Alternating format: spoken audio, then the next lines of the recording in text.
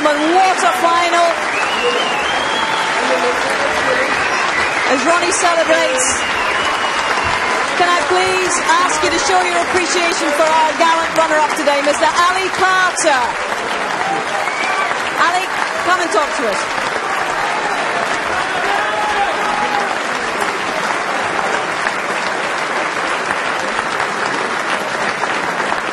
Well, Ali, 2 finals, twice you've run into the rocket. To paraphrase the great Jimmy White, he must be beginning to annoy you now. Yeah, maybe if he retires I might win it, who knows.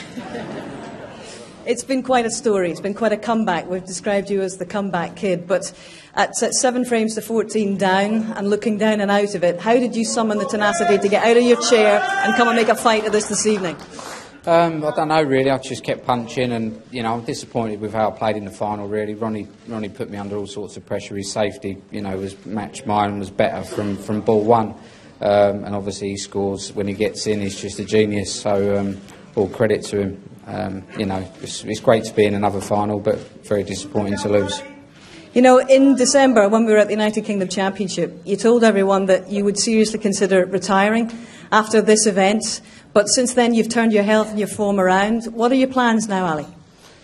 Well, you know, obviously I've come back to playing half decent again and feeling a lot better in myself. So obviously I'll carry on playing for a bit. But hopefully, if I can keep me health and everything right, then I'll carry on. Ali, do you believe one day you can come back and win this thing? Well, I've been to 2 finals, so you know it takes a lot to be a winner, but yeah, I believe I can win it one day if Ronnie retires. Ladies and gentlemen, Ali Carter, congratulations. Great to see him back to health and indeed to form.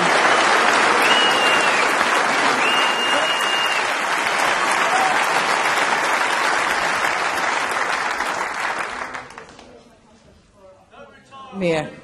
Mission accomplished for a 4th time here. How hard won has this title been? It's hard. It's very, very hard. I just got, you know, for anyone to come here and, you know, stand 17 days, it's an endurance test. It's like the equivalent of the Ironman. I don't think it's so much about the snooker, to be honest with you. I think it's more about just controlling your emotions and being able to hold it together. And I was able to do that over 17 days. But, you know, I want to congratulate Ali on a fantastic tournament. He's had another brilliant tournament. He's a top 3-4 player in the world. You know, he hasn't been well, and he's come back to have a brilliant tournament. He showed everyone here at Sheffield and everyone watching what a fantastic player he is. So I just want to, you know, he's had another brilliant World Championship. So, and it's been great here all week with all these fans. You know, I've come here to try and entertain this tournament because I just wanted to show people what I was capable of, and you know, that was my main intention. You've done that all right. And you know, so much commitment and passion and desire to win this world title, and when we look back at it, even in the last few months, what's changed for you in the last year? And I just wonder how much you owe to Dr. Steve Peters and the work that you've been doing with him. Well, I wouldn't have been playing if it wasn't for Steve. You know, I wouldn't. I said to him when I first met him, I said, I really don't want you to be able to help me. And he said, that's the normal answer I get when people come to see me. So he said, but you're an easy case. And, you know, I've just stuck in it all year and we've worked together, and it's been a rocky, it's been tough because I've had to face things that I've probably didn't want to face. And once I face them, I think, really don't want to keep facing them. Sometimes you just want to run. But I try to give it a go, and I'll give it a go this season. And I've managed to win 3, well, I don't know how many comps I've won, but this just tops it all, you know. So a few people doubted me, but I'd rather them not doubt me. I'll let them know when I'm not ready and when I've gone. But I certainly ain't gone yet. That's great to hear, because that was the next question, really.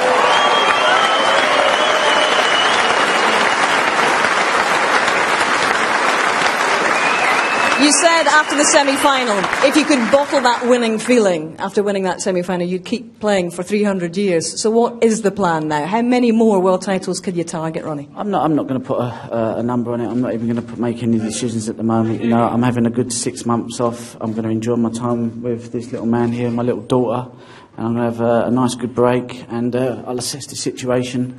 But it's all good. So, you know, everything's, well, you know, we just enjoy the moment. Special to share it with Ronnie Jr. Did you hear him? He shouted, "Come on the rocket," a couple of times. I know, I could hear him whispering, and then he said, "Come on, Dad," and I was like, oh, you know. Fantastic, well done, Ronnie. It's the time to get emotional, you know, but, you know, just when I see him this morning, I just thought, you know what, it just puts everything in, you know, the pressure lifted, because, you know, just to see him, you know, was just the best thing.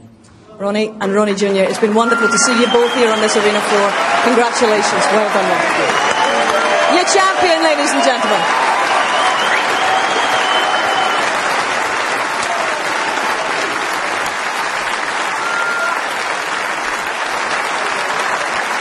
Ladies and gentlemen, please welcome your presentation party, Barry Herman, the chairman of World Snooker, and Fred Doan, boss of Betfred.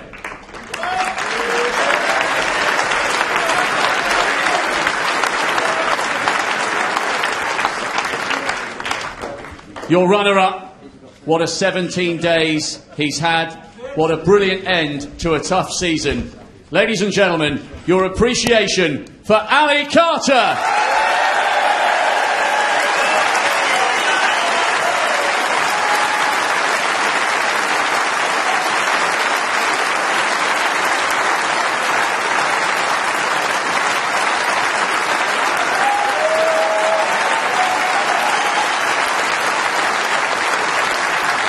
And the winner, receiving the trophy, the cheque for £250,000, and the title, 2012 Betfred.com World Snooker Champion, the Rocket, Ronnie O'Sullivan.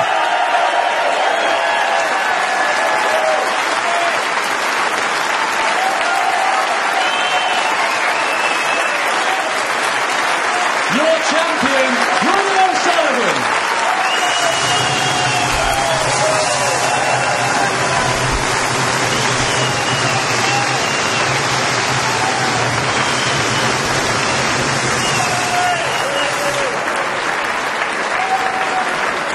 So Ronnie joins the likes of John Higgins and Ray Reardon, Steve Davis and Stephen Hendry as a four-time world champion in the modern era. And he's reticent, obviously, guys, to say how many are in him. How many more do you think are in him? As many as he wants to have in him, simple as that. He's got more talent than any human being has a divine right to have. He's been sprinkled with stardust, that boy, he really has. And when he puts it all in, he's unplayable at times. That's how good he is. Sum up his Crucible campaign this time, compared with the other three. I think very controlled amongst the genius that he's produced on the table, and at times unplayable. At his worst moments in the event, he was controlled, his safety was good, everything was really in place. And obviously he's praised Steve, he's a sports psychologist, and from my perspective that's the best ever Ronnie O'Sullivan we've seen at the World Championship. Now Ali Carter is joining Jimmy White and Matthew Stevens with an unwanted tag at the moment as the only guys to have featured in multiple finals and not one yet.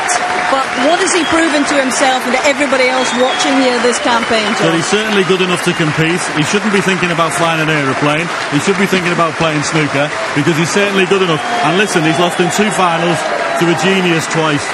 Indeed he has. How will you reflect upon this year's championship, Steve? I think it had everything. I think it was a great balance to it. We've seen the introduction of the Chinese players, but I think it was Ronnie O'Sullivan's World Championship by a mile. Indeed, all right. Well, gentlemen, it's been terrific to share these last 17 days with you. I think it's time we all took the long rest. Ronnie's going to take a long rest for a good few months, I would imagine. But that is it from the Crucible for 2012 and the Betfred.com World Championship. I hope you've enjoyed it. It's certainly been controversial. It's certainly been captivating. But at the end of it all, the rocket has landed for a 4th time.